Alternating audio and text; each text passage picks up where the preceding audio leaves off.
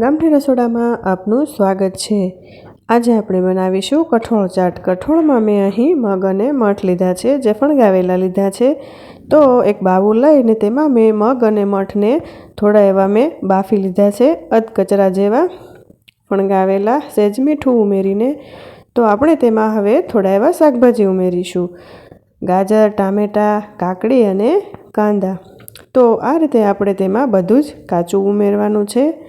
આ રીતે ઉમેર્યા બાદ તેમાં આપણે ઉમેરીશું થોડો એવો ચાટ મસાલો, ત્યારબાદ કોથમીર,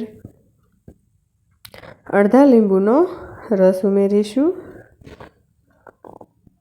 ત્યારબાદ લાલ મરચું પાવડર, ત્યારબાદ ધાણા જીરું ને થોડા એવા મરીનો પાવડર। તો આ રીતે ચમચાના મદદથી બરાબર મિક્સ કરી લઈએ ને અહીં આપણી કઠોળ ચાટ તૈયાર થઈ ગઈ છે। તો દેખાવમાં પણ ખૂબ જ સરસ એવું દેખાય છે અને ખૂબ જ હેલ્ધી અને પ્રોટીનથી ભરપૂર તેવી કઠોળ ચાટ। તો એક ડીશ લઈને તેમાં સર્વ કરીશું આપણે આ રીતે।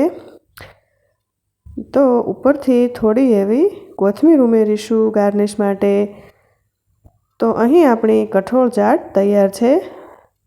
કઠોળ ચાટમાં તમારે જો ચણા સાથે ઉમેરવા હોય તો પણ ઉમેરી શકાય ને સિંગદાણા જો ઉમેરવા હોય, શેકેલી સિંગ, તો પણ ઉમેરી શકાય।